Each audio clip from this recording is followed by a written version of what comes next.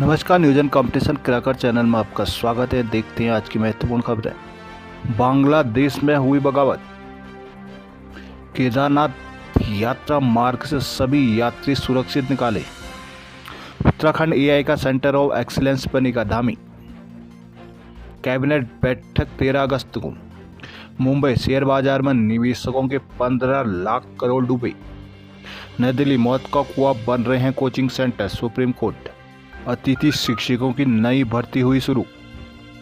बांग्लादेश में 2 महीने से चल रहे आरक्षण विरोधी आंदोलन के बीच सोमवार को प्रधानमंत्री शेख हसीना ने इस्तीफा देने के बाद देश छोड़ दिया। राजनीतिक सूत्रों के अनुसार शेख हसीना का विमान लंदन जाने के दौरान देर शाम गाजियाबाद स्थित हेडन एयरबेस पर उतरा। वहीं सेना प्रमुख जनरल वकार उज जमान ने ऐलान किया है कि सेना अंतरिम सरकार बनाएगी। प्रदर्शनकारियों को प्रधानमंत्री हसीना के आवास में घुसने और अवामी लीग के दफ्तर में आग लगाने की भी खबरें आई हैं।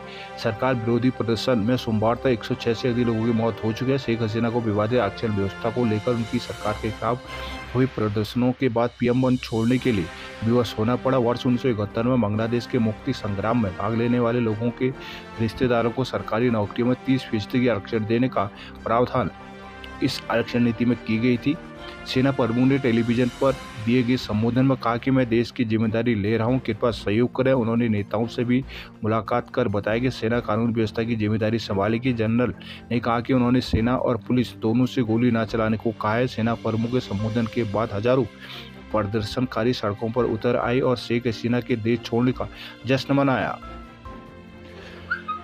रुद्रप्रयाग केदारनाथ मंदिर और घाटी में फंसे सभी यात्रियों को सुरक्षित रेस्क्यू कर लिया गया है। सोमवार को वायुसेना के MH17 चिनूक और राज्य के हेलीकॉप्टर की मदद से केदारनाथ से 136 और लिंचोली से 509 यात्रियों को रेस्क्यू किया गया।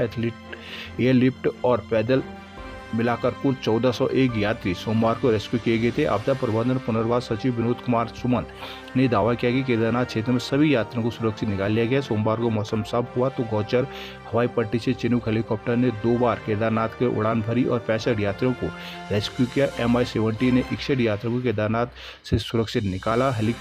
केदारनाथ से स्टेट हेलीकॉप्टर की मदद से 10 बीमार और बुजुर्ग यात्रियों को रेस्क्यू किया गया। इसके अलावा 509 यात्रियों को केदारनाथ से पैदल लिंचोली हेलीपैड लाया गया। यहां से उन्हें सीटसी और गुप्त काशी पहुंचाया गया। सोमवार को हेली सेवाओं से कुल 645 यात्री रेस्क्यू किए गए थे।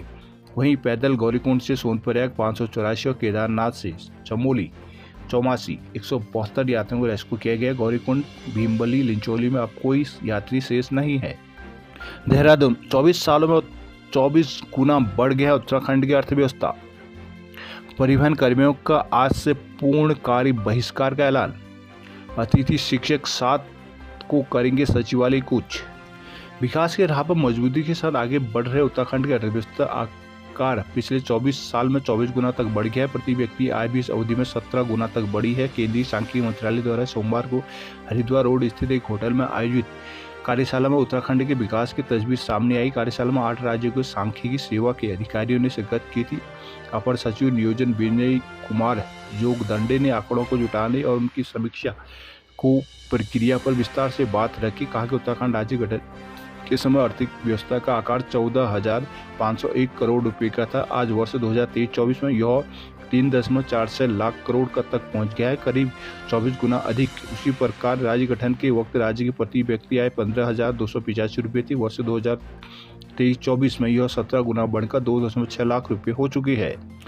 राज्य के सरकारी माध्यमिक स्कूलों में विज्ञान और अंग्रेजी विषय के प्रवक्ता कैडर के रिक्त पदों भरने के लिए अतिथि शिक्षकों की पहली सूची जारी कर दी गई है। सोमवार को प्रभारी अपर निर्देशक माध्यमिक मुकुल कुमार सती जिलेवार मेरिट का ब्यौरा जारी करते हुए सभी CEO को भर्ती प्रक्रिया शुरू करने के निर्देश दिए। सबसे कम 17 अतिथि शिक्षकों की भर्ती देहरादून में होगी, जबकि सर्वाधिक 157 अतिथि शिक्षक अल्मोड़ा में नियुक्त किए जाएंगे। डॉक्टर सती ने बताया कि वर्ष 2018 में अतिथि शिक्षकों की भर्ती के लिए विषयवार आवेदन लिए गए थे। इन आवेदनों के आधार पर तैयार की गई मेरिट लिस्ट में रसायन, भौतिक, जीव विज्ञान, गणित और अंग्रेजी के अभ्यर्थियों का चयन किया गया था। 5 विषयों के मेरिट लिस्ट बनाते हुए सभी जिलों को भेजी गई थी। CEO का कहा गया है कि ये चयनित अभ्यर्थियों के शैक्षिक व अन्य जरूरी दस्तावेजों को सत्यापन करने की कार्रवाई शुरू करें। 1 हफ्ते के भीतर सभी चयनित अतिथि शिक्षकों को नियुक्ति दी जानी चाहिए। मालूम होगी गणित में 98, भौतिकी में 188, रसायन में 136, जीव विज्ञान में 128 और अंग्रेजी में 199 अतिथि शिक्षक प्रवक्ता की नियुक्ति होनी है। कर्णप्रयाग मोवाड़ी गधेरे में डंपिंग जोन बनाने पर भड़के कपीरी डिमर के लोग। जोशीमठ मलारी सड़क का होगा विस्तारीकरण।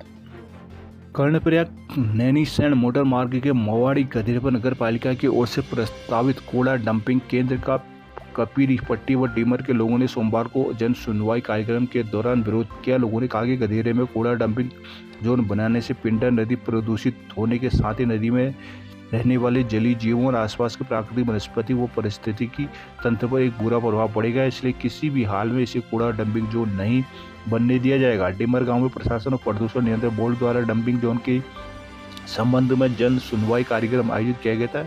एडीएम चौमोली की अध्यक्षता में जैसे कूड़ा डंपिंग जोन बनाने की बात कही गई तो लोग भड़क गए। कपीरी विकास संघर्ष समिति के अध्यक्ष खिलदेव रावत और क्षेत्र पंचायत सदस्य संदीप डिमरी ने कहा कि कूड़ा डंपिंग जोन का विरोध जारी रहेगा। प्रधान राखी डिमरी, भास्करानंद डिमरी, क्षेत्र पंचायत सदस्य विरजेंद्र बिष्ट, देवेंद्र कांटपाल, हर्षवर्धन खंडूरी, देवेंद्र नेगी आदि लोग शामिल हुए। पुरोला सरुताल बुग्याल ट्रैक ऑफ द ईयर घोषित होने पर खुशी। पुरोला के बस बड़ियाल पट्टी के सरुताल बुग्याल के ट्रैक ऑफ द ईयर घोषित होने पर क्षेत्र के 8 गांवों सहित बड़कोट के सरनौल क्षेत्र के ग्रामीणों में उत्साह व हर्ष का माहौल है। सोमवार को विधायक दुर्गेश्वर लाल ने पर्यटन मंत्री का आभार व्यक्त करते हुए कहा कि क्षेत्र के जनप्रतिनिधियों ग्रामीणों की वर्षों से चली आ रही मांग पूरी हुई है। सर बड़िया के सरुताल बुग्याल को वर्ष 2024 का ट्रैक ऑफ द ईयर घोषित किया गया है। पर्यटन मंत्री सतपाल महाराज और पर्यटन विकास विभाग सितंबर माह में आधिकारिक तौर पर विधिवत ट्रैक ऑफ ईयर 2024 का शुभारंभ करेंगे। विधायक दुर्गेश्वर लाल ने कहा कि क्षेत्र के प्राकृतिक सौंदर्य व साहसिक पर्यटन की अपार संभावनाओं को बढ़ावा देने तथा दूरस्थ गांव को पर्यटन से जोड़कर रोजगार पैदा करने को सरुताल को ट्रैक ऑफ द ईयर 2024 घोषित किया गया है। उन्होंने कहा कि सीमांत जनपद में साहसिक पर्यटन की दिशा में युवाओं को बेहतर अवसर उपलब्ध कराने को लेकर जनपद में बीते सालों से भी चाईसील, हरकीदुन, दयाला बुग्याल, दीपक्यारा, केदारकांठा को ट्रैक ऑफ ईयर बनाया जा चुका है। Haridwar Chandi Devi ropeway for taxi योजना पर राज्य सरकार ने लगाई रोक। हरिद्वार दीनदयाल पार्किंग में चंडी देवी तक रोपवे योजना पर नेशनल ग्रीन ट्रिब्यूनल एनजीटी के बाद सरकार ने पेंच फंसा दिया। उत्तराखंड मेट्रो रेल कॉर्पोरेशन की इस योजना के कारण पर्यावरण के नुकसान का आरोप लगातार रोपवे योजना का भविष्य अब एनजीटी के साथ ही सरकार के रुख पर निर्भर करेगा। इसके साथ ही हरिद्वार में प्रस्तावित पॉड टैक्सी योजना भी अधर में लटकती दिख रही है। शासन ने कॉरिडोर की डीपीआर तय होने तक इन दोनों को प्रोजेक्ट पर रोक लगा दी है। हल्द्वानी आरटीओ कार्यालय में आज से ठप रहेगा कामकाज। कांवड़ यात्रा से उत्तराखंड की 13 से अधिक बसें हुई रद्द। हल्द्वानी सड़क दुर्घटना के चलते निलंबित किए गए रुद्रप्रयाग में परिवहन विभाग के कर्मचारियों को बहाल किए जाने की मांग को लेकर आरटीओ कार्यालय में मिनिस्ट्रियल कर्मचारी सोमवार को एक बार फिर 2 घंटे के कार्य बहिष्कार पर रहे हैं। इस कारण दोपहर 12 बजे तक लाइसेंस, पेंडर, चालान, परमिट समेत कोई काम नहीं हुआ। इस दौरान लाइसेंस बनाने के लिए पहुंचे लोग परेशान रहे। मिनिस्ट्रियल कर्मचारियों ने मंगलवार से 4 दिन तक पूरे दिन कार्य बहिष्कार की चेतावनी दी है।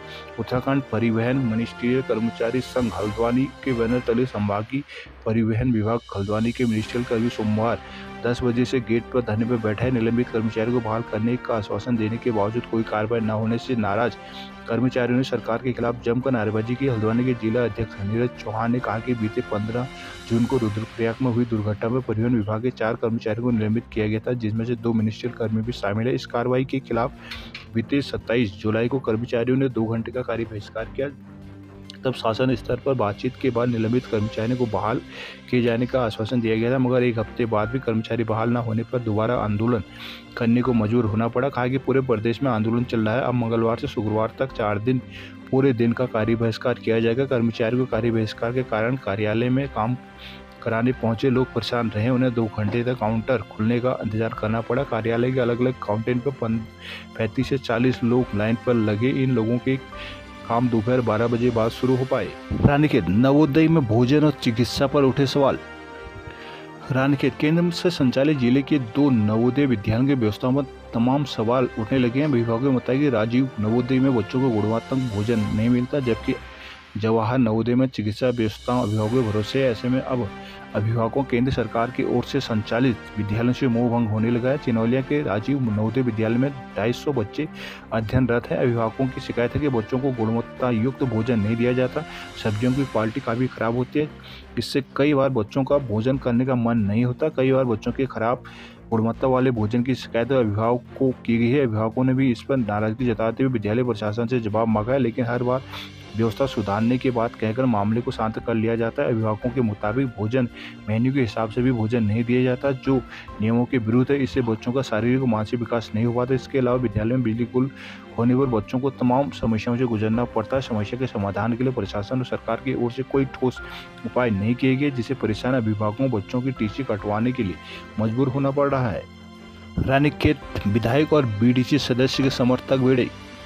सल्टे विधायक महेश जीना और बीडीसी सदस्य हंसा नेगी के बीच उपजा विवाद थमने का नाम नहीं ले रहा। सोमवार को जिला योजना के टेंडर के दौरान दोनों के समर्थकों के बीच मारापीट शुरू हो गई। मारपीट में विधायक के दोनों बेटों के शामिल होने के आरोप लगे हैं। मामला थाने तक पहुंच गया। पुलिस ने फिलहाल मुकदमा दर्ज नहीं किया है। पुलिस जांच में जुट गई है। बीडीसी सदस्य हंसा नेगी और विधायक महेश जीना का पुराना याराना था, लेकिन चुनाव के बाद दोनों के बीच खटास आ गई। कुछ दिनों पूर्व दोनों एक दूसरे को अभद्र और अश्लील गालियों का ऑडियो वायरल हुआ था। इसके बाद से दोनों गुटों में रार और अधिक बढ़ गई। बताया जा रहा है कि सोमवार को लोक निर्माण विभाग में जिला योजना की निविदाएं आमंत्रित की गई थी। दोनों पक्षों के लोग यहां पहुंचे थे। आरोपियों में विधायक के पुत्र भी शामिल थे। इनमें किसी बात को लेकर दोनों के समर्थकों में विवाद हो गया। देखते ही देखते विवाद मारपीट तक पहुंच गया। दोनों पक्षों के लोगों ने एक दूसरे पर लात घूंसे बरसाने शुरू कर दिए। काफी देर तक हंगामा चलता रहा। इसके बाद दोनों पक्ष रानीखेत कोतवाल पहुंच गए।